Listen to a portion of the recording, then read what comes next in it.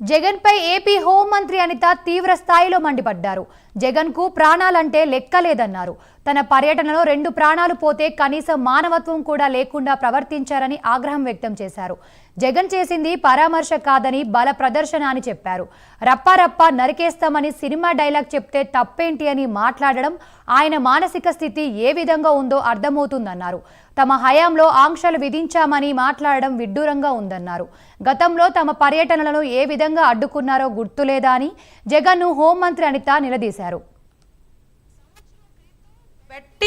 Betting ద్వారా డబ్బులు కోల్పోయి ఆత్మహత్య చేసుకున్న, ఇక్కడ మీరు అర్థం చేసుకోవాలి, సంవత్సరం క్రితం జూన్ 4th అతను ఆ బెట్టింగ్లో పోయి జూన్ 9వ తారీఖున ఎప్పుడో చనిపోయిన వ్యక్తి, 2024లో చనిపోయిన వ్యక్తికి సంవత్సరం తర్వాత పరామర్శ చేయటానికి ర్యాలీగా వెళ్తా ఉంటే మధ్యలో దారిలో 2 ప్రాణాలు పోతే ఆ 2 ప్రాణాల గురించి ఆలోచన చేయకుండా సంవత్సరం ముందు పోయిన ప్రాణం గురించి ఒక విగ్రహం కట్టించి ఆ విగ్రహానికి దండేయడానికి వెళ్ళాడంటే ఒక్కసారి ఆలోచించండి అతని తాలూకా నైజం ఎలాంటిదో. ఇదే సేమ్ పందాలో వాళ్ళ బాబాయ్ హత్య గురించి ఒకసారి మనం ఆలోచన చేసుకుంటే, గొడ్డలి వేటు గురించి ఒక్కసారి మనం ఆలోచన చేసుకుంటే పరిస్థితి ఏంటన్నది ఆలోచించవచ్చు. కోడికత్తి డ్రామా, ఆ దళిత బిడ్డ ఈ రోజుకి కూడా ఆ స్త్రీని ఇప్పటికీ కూడా ఇబ్బందులు పడుతూనే ఉన్నాడు.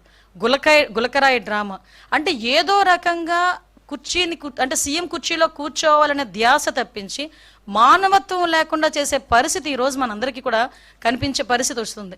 నేనేమంటానంటే అప్పటికీ కూడా ఇంకా సమర్థించుకోవటం, వాళ్ళ నాయకులందరూ బయటకు వచ్చి ఇదేదో మార్ఫింగ్ చేశారు, ఇలా చేశారు, అలా చేశారని క్లియర్గా వీడియోలో కనిపిస్తుంది. సింగయ్య అనే దళితుడు ఆ కారు కింద పడి నలగడం క్లియర్గా కనిపిస్తూ ఉంది. సత్యసాయి జిల్లాకి ఒక పరామర్శకి పోయాడు. ఆ రోజు అలాగే హెలికాప్టర్ దగ్గర రచ్చ చేశారు వైసీపీ కార్యకర్తలు. తర్వాత హెలికాప్టర్ ఏదో పని చేయట్లేదు, ఏదో సాంకేతిక లోపం ఉందని బై రోడ్ వెళ్తూ ఓ పెద్ద రోడ్ షో చేసుకుని వెళ్ళాడు. తర్వాత మనకి పొదిలి వెళ్ళారు, రైతుల గురించి అని చెప్పేసి వెళ్ళారు.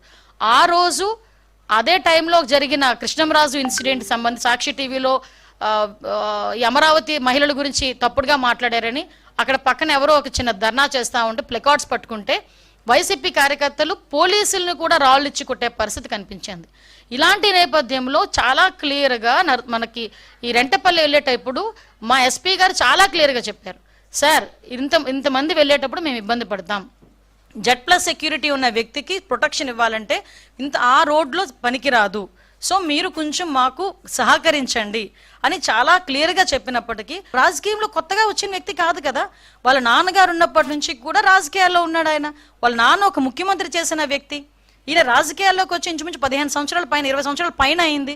అటువంటి వ్యక్తి కనీసం ఒక మనిషి ప్రాణం గురించి, సొంత వైసీపీ కార్యకర్త ప్రాణం గురించి కూడా ఆలోచన చేయకుండా పక్కకి ఈడ్చిన ట్వీట్ చేసి అతని ప్రోగ్రామ్ని ముందుకు నడిపించుకున్నాడంటే ఇతను పరామర్శ అన్న పేరుకే కానీ అతని బల ప్రదర్శన అన్నది చాలా క్లియర్గా మనకందరికీ అర్థమవుతుంది.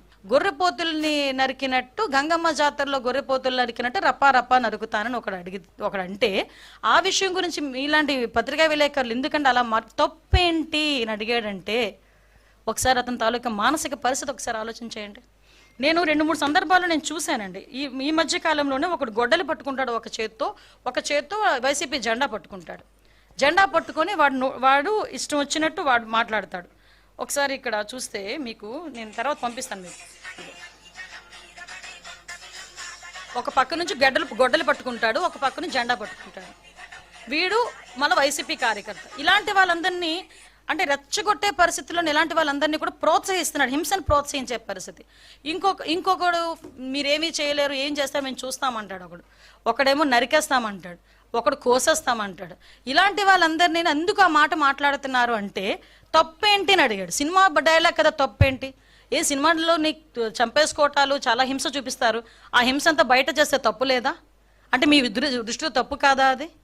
దాని గురించి ఎవరైనా మేము ఏదైనా పోలీస్ కేసు పెడితే అదేదో పోలీసులు హింసించేస్తున్నారు అన్నట్టుగా మాట్లాడే పరిస్థితి కనిపిస్తూ ఉంటే నిజంగా చాలా బాధ అనిపిస్తూ ఉందండి. రాజకీయాలు ఇలాంటి వాళ్ళు ఉండడం అన్నది అర్హత లేని పరిస్థితి.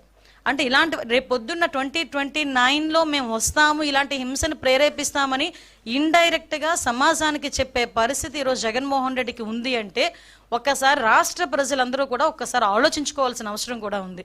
అంటే ఆయన ఏం చేస్తారంటే ఉన్మాదుల్లో ఉన్న వాళ్ళ కార్యకర్తలను రెచ్చగొడుతూ ఆయన మీదకు తీసుకొచ్చుకుంటున్నారు. ఈరోజు అతనికి బాధ్యత లేదా?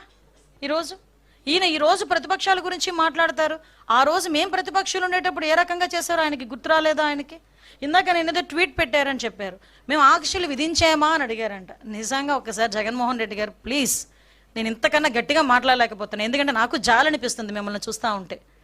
ఆంక్షలు విధించామా అనే ముందు ఒక్కసారి లాస్ట్ 5 years జరిగిన సిచ్యువేషన్స్, చలో ఆత్మకూరు అని చెప్పి ఒకటి పెడితే సాక్షాత్తు చంద్రబాబు నాయుడు గారి ఇంటి గేటుకి తాడులు కట్టిన పరిస్థితి మీరు మర్చిపోయారా అండి? వైజాగ్ పర్యటనకి చంద్రబాబు నాయుడు గారు వెళ్తే ఎయిర్పోర్ట్లోనే చంద్రబాబు నాయుడు గారిని మమ్మల్ని అందరినీ ఆపేసి మీకు వైసీపీ కార్యకర్తల చేత నానా మాటలు మాట్లాడించి, నానా మాటలు దూషించి మమ్మల్ని అందరినీ కూడా ఎలా రోడ్డు మీద కూర్చోబెట్టారో మర్చిపోయారా అండి? ఇదే చంద్రబాబు నాయుడు గారు ప్రతిపక్ష నేత హోదాలో, ఆయన ఇప్పుడు ప్రతిపక్ష నేత, కానీ ఆయన ఆ రోజు ప్రతిపక్ష పార్టీ హోదాలో ఆ రోజు నాయకుడిగా తిరుపతి వెళ్తే, అదే తిరుపతి ఎయిర్పోర్ట్ నుంచి బయటికి కూడా రాకపోతే తిరుపతి విమానాశ్రయంలో ఆయన కూర్చొని ధర్నా చేసిన పరిస్థితి మీరు మర్చిపోయారా?